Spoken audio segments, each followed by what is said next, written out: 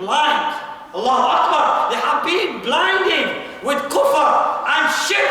They will be summa, umya. They will be deaf. They will be deaf. They will be deaf. They will be blind. They will be dumb. They will not be able to differentiate between haqq and batin. These are the fitnas that are going to come unto the Ummah of Muhammad sallallahu alaihi wasallam. Rasulullah's mission was, he came and he wanted to eradicate this veil of kufr and this veil of shirk from the Sahaba Ikram, so that they can be clean and they can be those who become najat, they can become nujum al-huda, they can become guides, stars of guidance, inshallah. And these are the examples that me and you need to follow, inshallah. He concludes by saying, حتى يقيم به الملة العوجاء بأن يقولوا لا إله إلا الله ويفتح بها أعين عميا.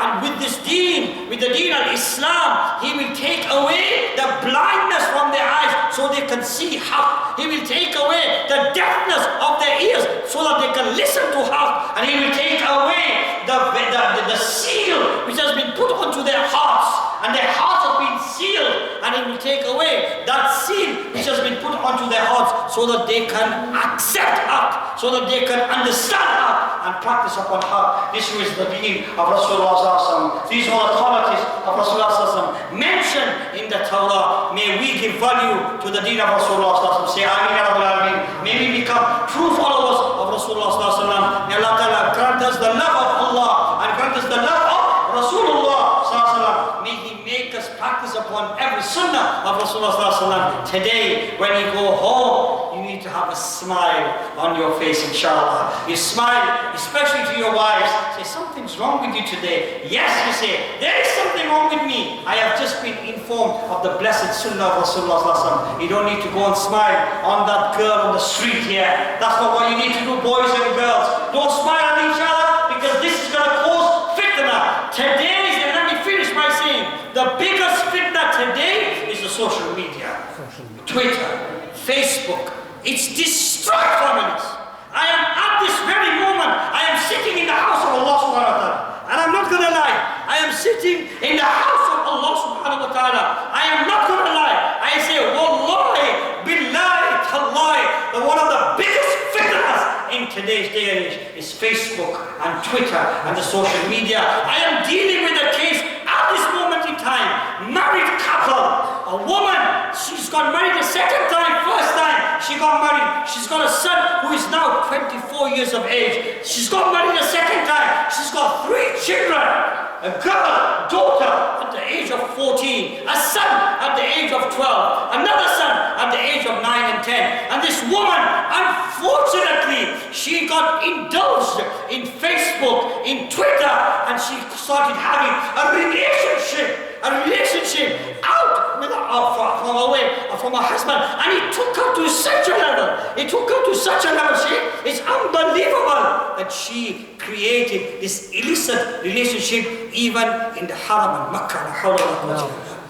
They met up in Makkah. Can you believe this?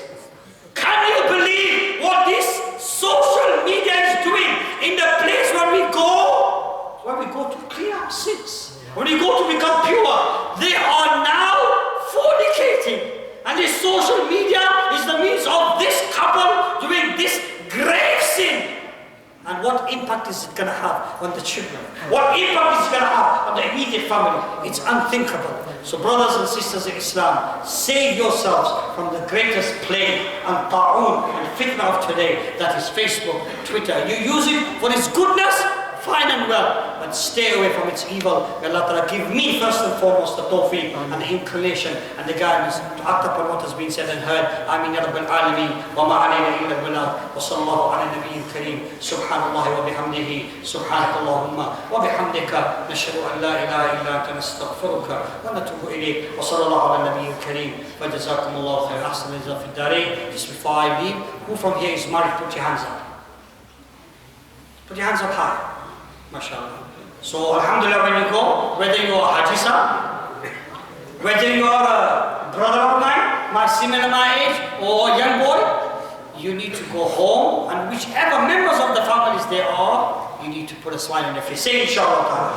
And those that are not married, be careful not to smile to those who you're not supposed to smile. I can see a few young boys, mashallah, enjoying this, yeah? But it's not just about enjoying, it's about facing reality.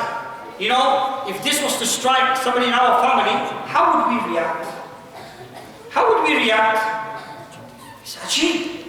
So therefore, my humble request is, try and act upon the sunnah of Rasulullah sallallahu alaihi wasallam. Jazakumullah khairan. Wassalamu alaikum wa rahmatullahi wa barakatuh.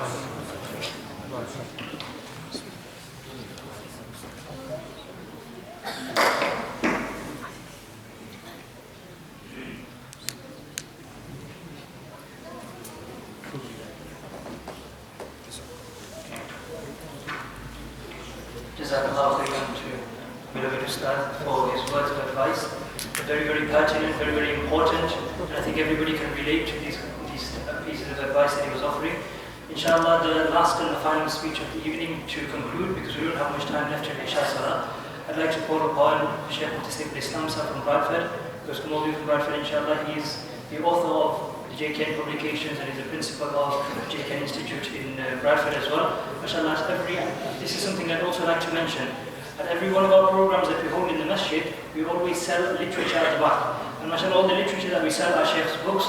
They're very, very beneficial. They're relatable to everybody. It's not just what a scholar will read it and understand it. Everybody can read them. They are in English and they're understandable. So inshallah, please do purchase the literature from the back. For the brothers at the back here, for the sisters also at the back upstairs, inshallah. And all the proceeds that we raise from the sale of the literature will go towards funding the further programs as well, inshallah. Jazakallah khairan. And that would I'd like to call the Mufsar to come forward and deliver the talk, inshallah.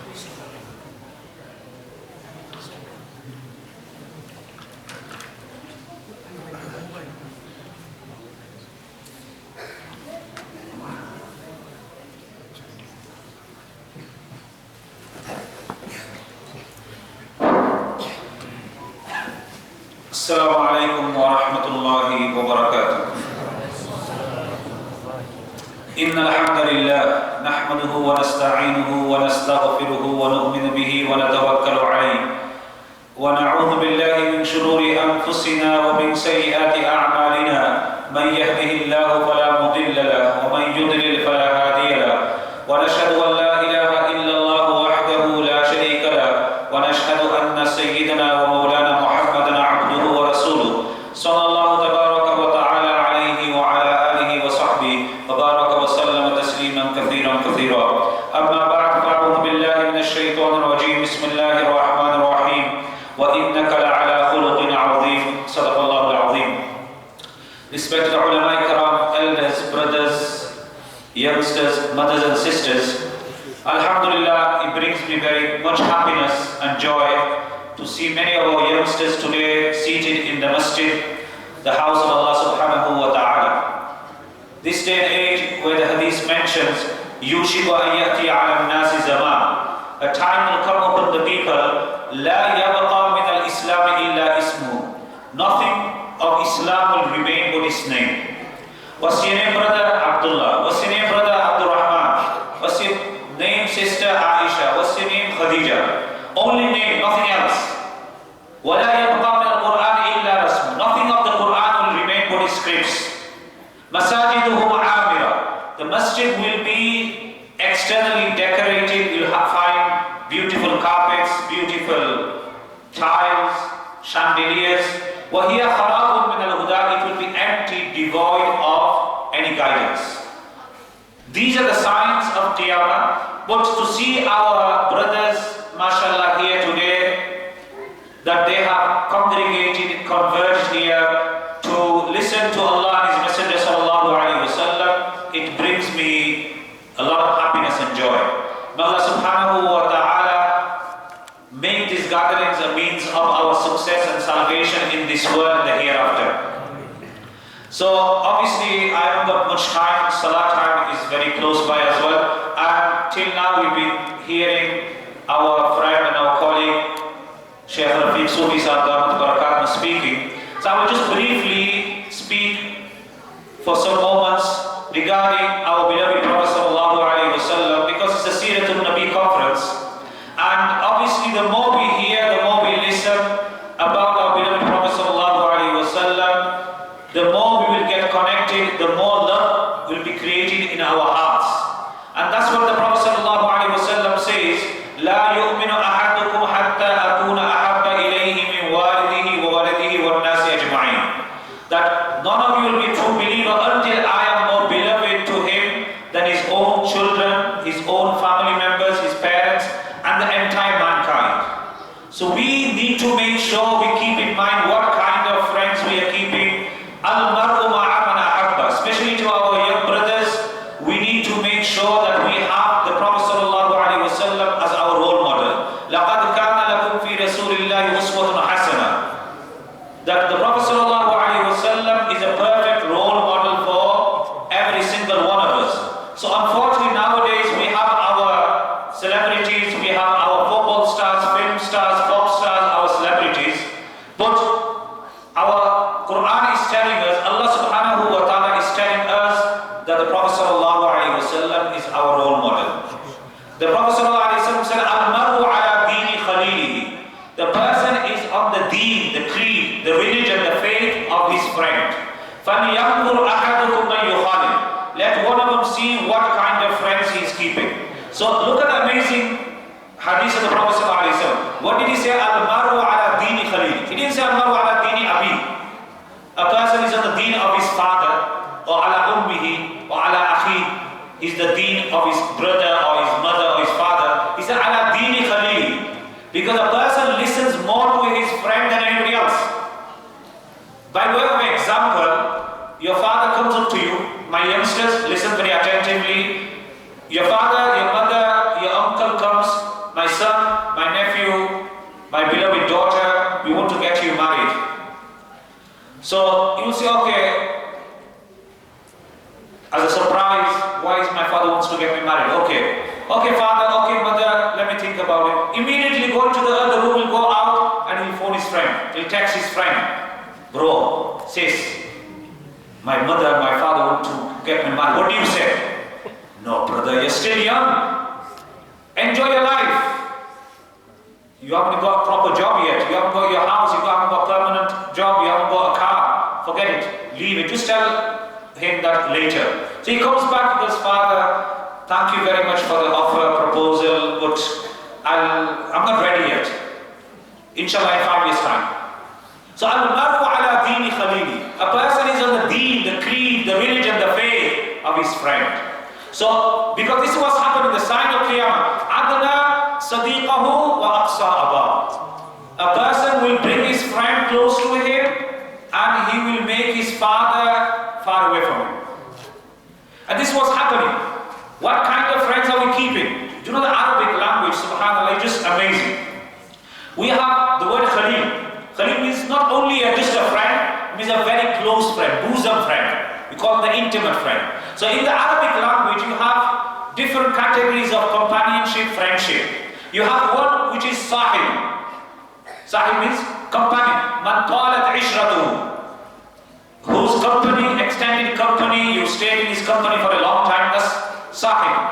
Like Allah subhanahu wa ta'ala says, وَمَا صَاحِبُكُمْ بِمَجْنُونَ. Your companion is not insane. Referring to the Prophet sallallahu alayhi wa sallam, that the polytheists, you stayed in the company. لَقَدْ لَبِثُوا فِيكُمْ عُمْرًا مِنْ قَبْلِ. You stayed in his company for so long. Don't you realize that this person is Al-Amin As-Sadiq, the trustworthy, the Amanadar? So why are you calling him insane? So what is Sahib?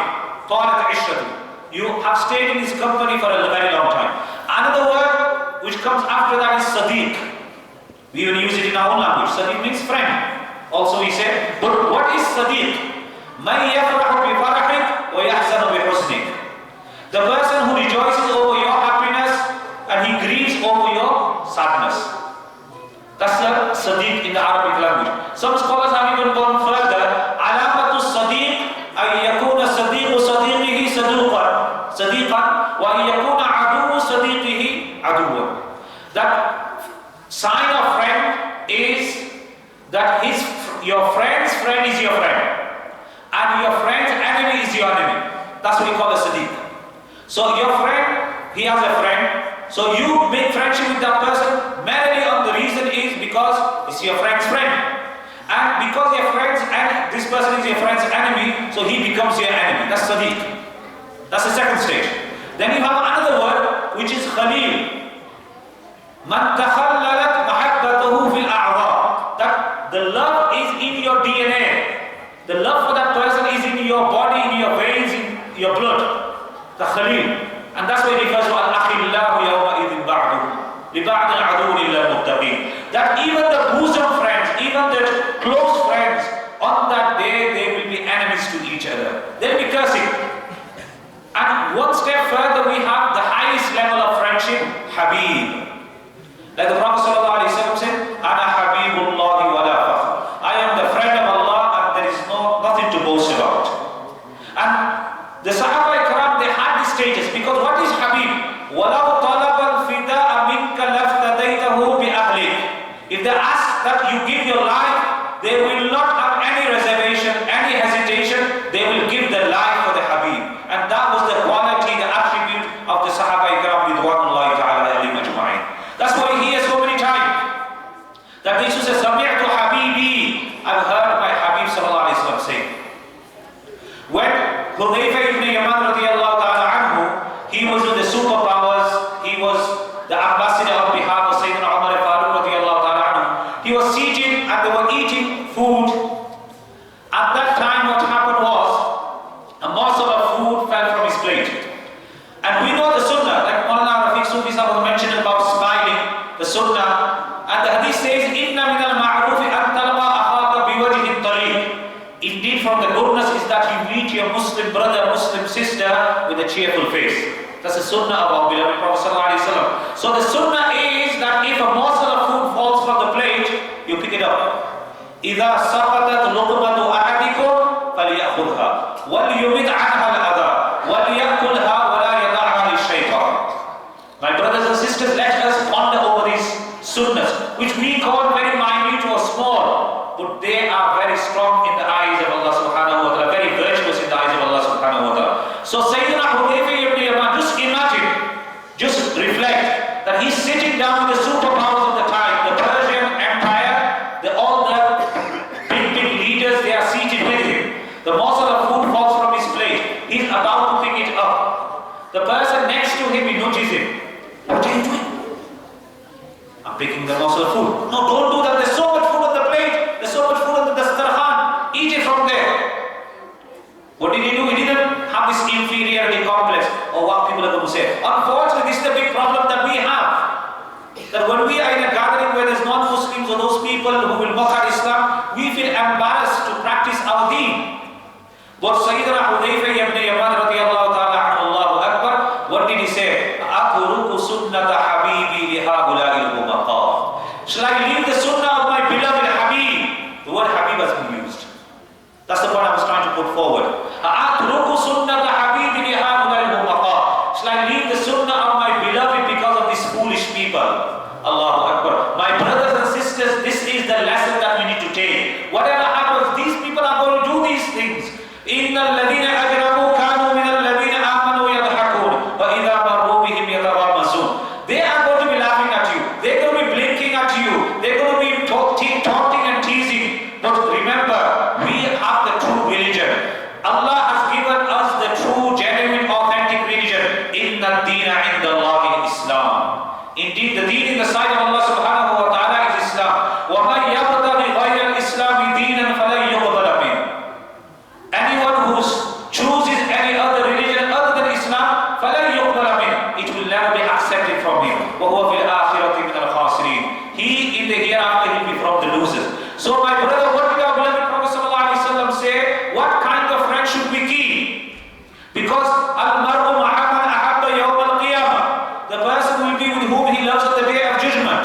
So what kind of friends should we be keeping? And what kind of friends we should avoid? It reminds me of the incident, subhanallah, on the 19th juz of the Holy Quran, on the first page. Allah subhanahu wa ta'ala mentioned the particular incident. وَيَوْمَ يَعَدُّ الظَّالِمُ عَلَى يَدَيْهِ يَقُولُ يَا لَيْتَنِي اتَّخَذْتُ مَعَ الرَّسُولِ سَبِيلًا. On that day, the zalim, the oppressor, the tyrant, he will be biting his fingers out of sheer regret. The backdrop to this, the Shan Nuzul for this is, there was this person called Uqba ibn Abi Mu'ayt. Uqba ibn Abi Mu'ayt. He was a prominent figure, and what happened was,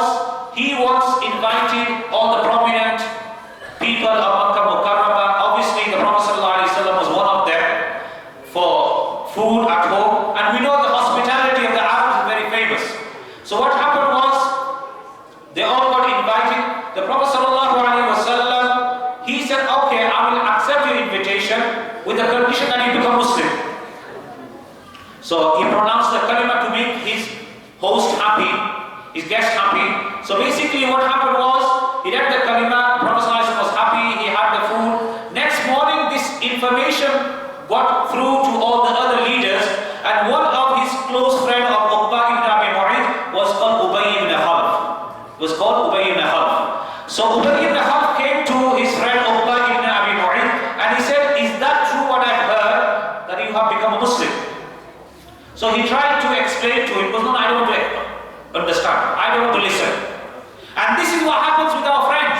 You tell him, I want to come to the Masjid, I want to go to this program, I want to become clean, I don't want to deal with drugs, I don't want to deal with this gambling, I don't want to drink alcohol, I don't want to have this illicit affair. But your friend says, no, if you don't want to be with us, then you cannot be in our group and we will isolate you, we'll marginalize you. And that's it, that person feels that pressure, that peer pressure.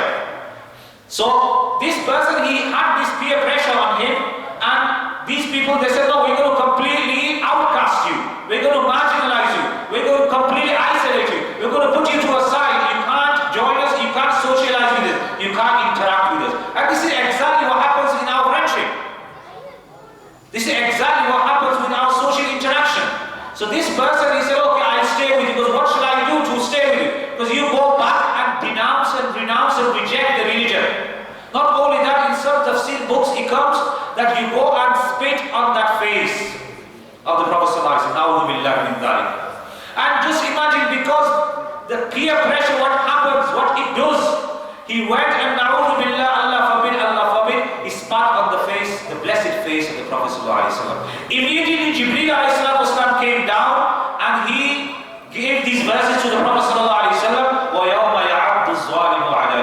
On that day, this zalim, referring to Uqba ibn Abi Mu'ayth, he will be biting his finger out of sheer regret. And he say, يَقُولُ يَا لَيْتَنِي اتَّخَذْتُ مَعَ الرَّسُولِ سَبِيلًا. I wish I kept my company with the Prophet ﷺ.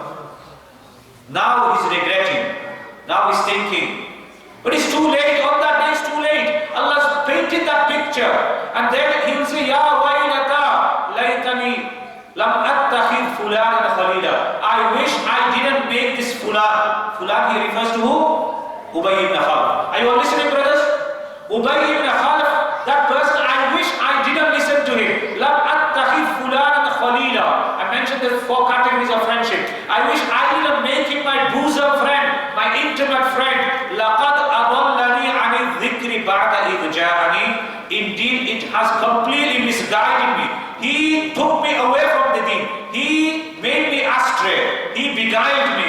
He put me on the wrong path. After I got the direction, I got the guidance, I became a Muslim. I embraced the religion, the true religion. But my friend, he took me away. لَقَدْ أَضَلَّنِي عَنِ الذِّكْرِ بَعْدَ إِذْ جَاءَنِي. After it came to me, it was gone. Allahu Akbar. The scholars of tafsir mention, on the day of judgment, it won't be one Uqba and one Ubay ibn Khalaf. There will be thousands, if not millions, of Uqba and millions of Ubay ibn Khalaf. And everybody will be cursing each other. And they will say, Ya laytana ata'na Allah wa ata'na Rasulah. Oh, wish we obeyed Allah and His Messenger sallallahu alayhi wa sallam. Rabbana atihim di'fayn min adab. Allah, those people we followed. Inna ata'na sadatana wa kubara'ana fa'adallu sabila. We obeyed those people, our elders. We obeyed the leaders, the politicians. We obeyed those people, and we didn't come to the masjid. We didn't come to the house of Allah subhanahu wa ta'ala. That took us away. So on that day, Allah subhanahu wa ta'ala will say, لِكُلٍّ ضِعْفٌ وَلَكِنْ لَا تَعْلَمُونَ. For every single one is double punishment. Everyone will be blaming each other. Even when we blame the shaitan, he will be entering the fire of Jahannam without a doubt.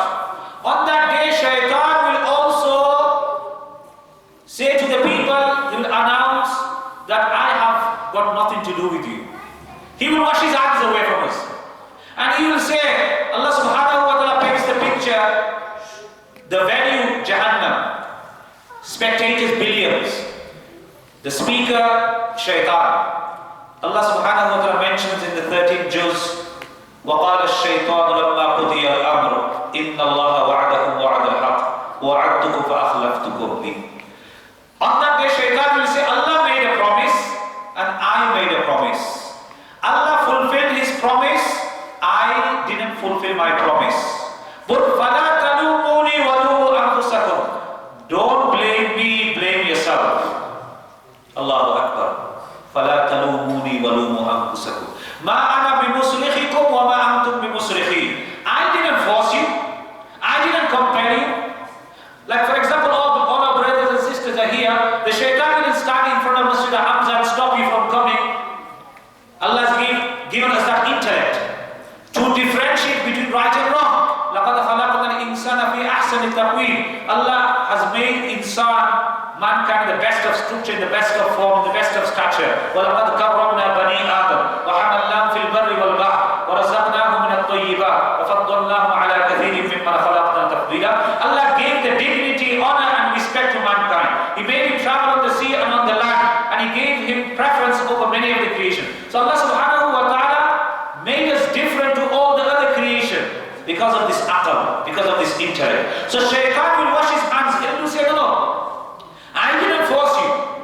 But in this world, subhanAllah, shaitan is tempting each one. He made that promise to Allah. وَلَأُضِلَّنَّهُ وَلَأُمَنِّيَنَّهُ وَلَآمُرَنَّهُ فَلَيُبَتِّكُنَّ آذَانَ الْأَنْعَامِ وَلَآمُرَنَّهُمْ فَلَيُغَيِّرُنَّ خَلْقَ اللَّهِ. He will deviate people. He will tempt the people. وَزَيَّنَ لَهُ الشَّيْطَانِ. Shaitan will beautify things for us. Those things, marriage, you know what happens is when a person is not married, that immoral and that illicit relationship, it beautifies.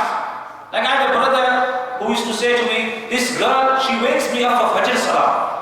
Amazing girl. And I think that girl will be the perfect match for me. And subhanAllah, they get married. And one day this girl comes crying, there's proper domestic violence, police get involved. And I said, what happened now? Where's the friendship? So shaitan beautifies. So when the nikah takes place, shaitan moves away. So shaitan will only come when you want to commit evil. When there's halal, it moves away. So whenever there's haram, it will be shaitan. Shaitan beautifies everything that we do. So any haram that we do, it beautifies. And not only that, it will make excuse on behalf of us. So the point here is, I was saying about friendship. So on that day, shaitan will wash his hands. All the leaders, all the people that people follow, they will say, أَنَحْنُ صَدَدْنَاكُمْ عَنِ الْهُدَى. Did we stop you? Did we stop you from doing all this? Allahu Akbar. They will say, بَلْ بَقْرُ اللَّيْلِ وَالنَّهَارِ إِذَا تَأْمُرُونَنَا أَن نَكْفُرَ بِاللَّهِ وَنَجْعَلَ لَهُ أَنْدَادًا. Allahu Akbar. No, what happened was, they will وَأَسَرُّوا النَّدَامَةَ لَمَّا رَأَوْا الْعَذَابَ. They will hide the embarrassment and the shame. They will not have any answers to give. They'll say, Allahu Akbar, we fell into the temptations of the shaitan and our nafs ammara, because of this we are committing this evil.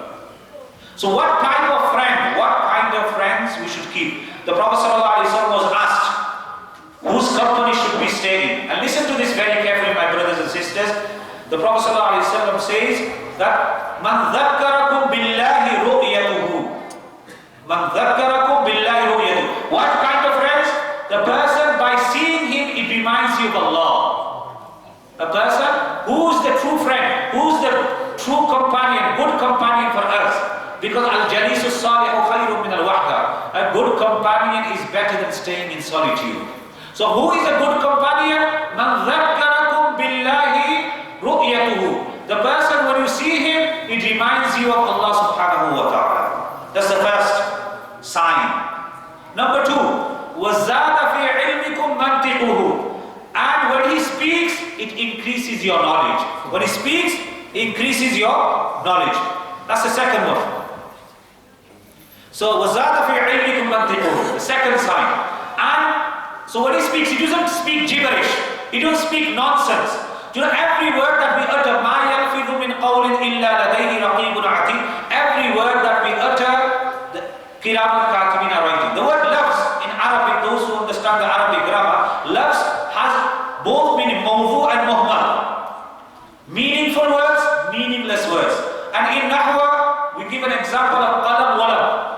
said qalam walam. Qalam meaningful, walam meaningless.